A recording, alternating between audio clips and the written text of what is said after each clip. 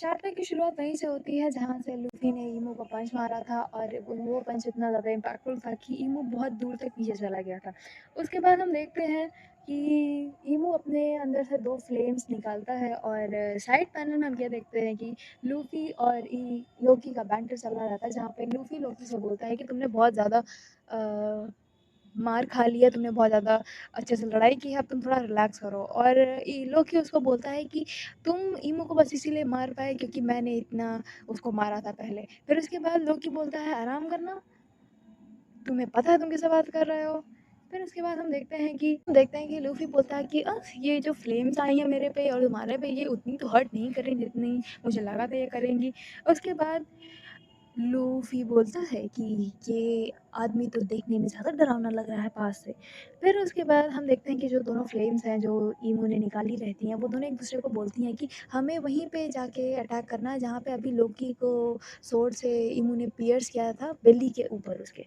उसके बाद फिर वो फ्लेम जाके उसके लोकी के पूरे शरीर पे स्प्रेड होने लगती है और लूफ़ी के केप पे वो स्प्रेड होने लगती है और लोकी अपनी स्टिग्मा निकालता है। वो एक और नई पावर है जो कि हमें पता चली है, ईमू की नई पावर, जो कि है एक रीसेंटफुल डीमन स्वॉर्ड, मतलब वो एक स्वॉर्ड है।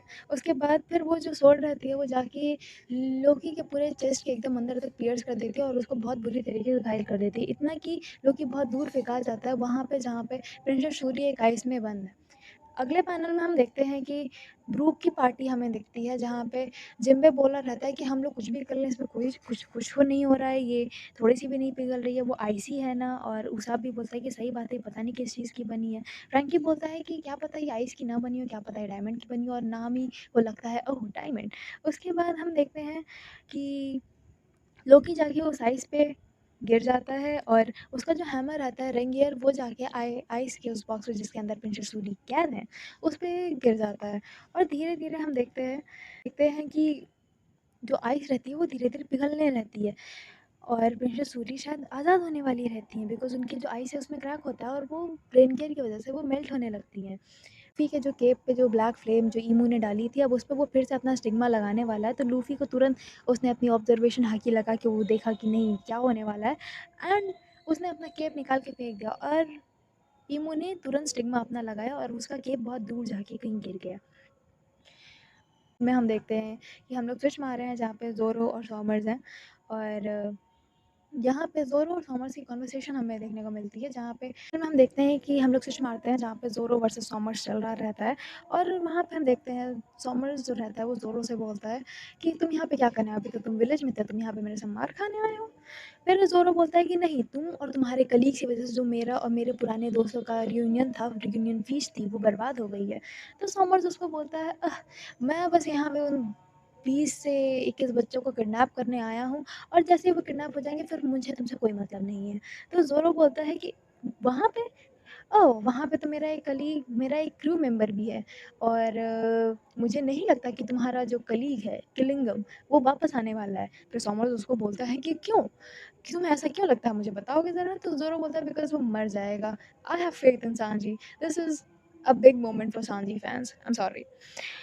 उसके बाद हम देखते हैं कि जो सॉमर्स रहता है वो ज़ोरो पे अटैक कर दिया रहता है और बोलता है कि तुम्हें कोई अंदाज़ा नहीं है कि अभी हम लोग कितने ज़्यादा पावरफुल हैं नाउ दैट ईमू इज़ हियर, क्योंकि ईमू की वज़ह से हम लोग बहुत ज़्यादा पावरफुल हो गए हैं। फिर हम लोग अगले पैनल में स्विच करते हैं जहाँ पे सांजी है और जहाँ पे रेन गॉडेस है द वेस्ट विलेज में। वहाँ पे इतनी ज़्यादा बारिश हो रही है जैसे लग रहा है कि बादल फट गया है। फिर उसके बाद हम देखते हैं सांजी 3 चीज़ों को डिस्ट्रीब्यूट करता है, मतलब 3 चीज़ें निकालता है वो पूरी सिचुएशन को एनालाइज़ करके, जैसे कि सांजी हमेशा करता है, वाटर 7 में भी और उसके बाद भी इनिश लॉबी में भी। तो हम लोग फिर से देखते हैं सांजी 3 प्रॉब्लम्स निकालता है।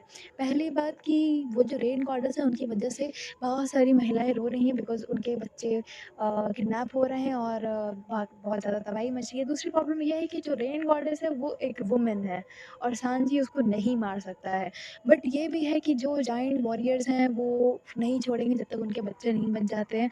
और सांची ये बोलता है कि क्योंकि ये एक रेन गॉडेस है मैं इसको मार नहीं सकता हूँ, बट तीसरी जो चीज़ निकालता है बट मुझे पता है कि इसकी जड़ की वजह क्या है। और सांजी तुरंत किलिंगम पे अटैक कर देता है। जैसे ही वो किलिंगम पे अटैक करता है सांजी बोलता है कि भले ही तुम जायंट्स की नज़र से बच जाओ, मेरी नज़र से तुम नहीं बचोगे। फिर उसके बाद सांची बोलता है कि तुम मेरे से नहीं बच सकते हो। फिर किलिंगम बोलता है कि ओह! तुम तो टफ़ हो, बट तुम्हें ये समझ आना चाहिए कि टफ़ होने में और फिर किलिंगम बोलता है कि तुम तो टफ़ हो, बट टफ़ होने में और इमॉर्टल होने में दिक्कत है। तुम मुझे नहीं हरा सकते हो बिकॉज़ मैं टफ़ हूँ और तुम नहीं। चाहे तुम कितनी भी अपनी एबिलिटी लगा लो, मेरी एबिलिटी इस वक़्त तुमसे बहुत ज़्यादा बड़ी है।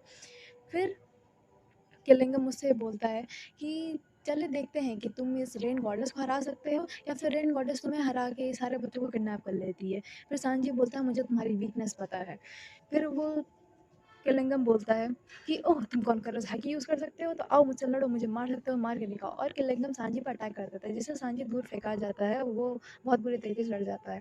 फिर सांजी का हम इंटरनल मोनोलॉग पढ़ते हैं जहाँ पे सांजी बोलता है कि तुम्हारा जो कैप्टन है, सांजी अपने आप से बोलता है, तुम्हारा जो कैप्टन है वो वन ऑफ द 4 एम्परर्स है और तुम ऐसे नहीं है, इतनी जल्दी नहीं हार सकते, तुम्हें थोड़ा मिलिटियस होना पड़ेगा, तुम्हें थोड़ा और ताकतवर होना पड़ेगा, नहीं तो लूफी कैसे किंग ऑफ द पायरेट्स बनेगा। तो हम लोग फिर एक फ्लैशबैक देखते हैं जहाँ पे सांची और गेबन की बात हो रही रहती है। जब गेबन ने ज़ोरो को बोला था कि तुम्हारे पास भी कॉन्करर्स आके है, तो फिर सांची जाके बोलता है ना कि उसको क्या बोलते हैं कि मेरे पास नहीं है, तो गेबन बोलता है वेल तुम्हारे पास भी है कॉन्करर्स आके, तुम्हारे पास एबिलिटी है, बट किसी वजह से तुम बार-बार अपने आप को ये समझते हो कि तुम किसी काबिल नहीं हो, तुम अपनी बार-बार पैदाइश पे क्वेश्चन उठाते हो कि तुम पैदा ही क्यों हो गए और तुम्हारे पास खुद की एक सेल्फ की चीज़ नहीं है कि नहीं तुम खुद पे प्राउड करो कि तुम हो, तुम क्यों हो, तुम किसी वजह से हो। तुम्हारे पास वो नहीं, इसीलिए तुम अपनी एबिलिटीज़ को सप्रेस नहीं कर पा रहे हो, इसलिए तुम कॉन्करर्स आके नहीं अपनी ला पा रहे हो।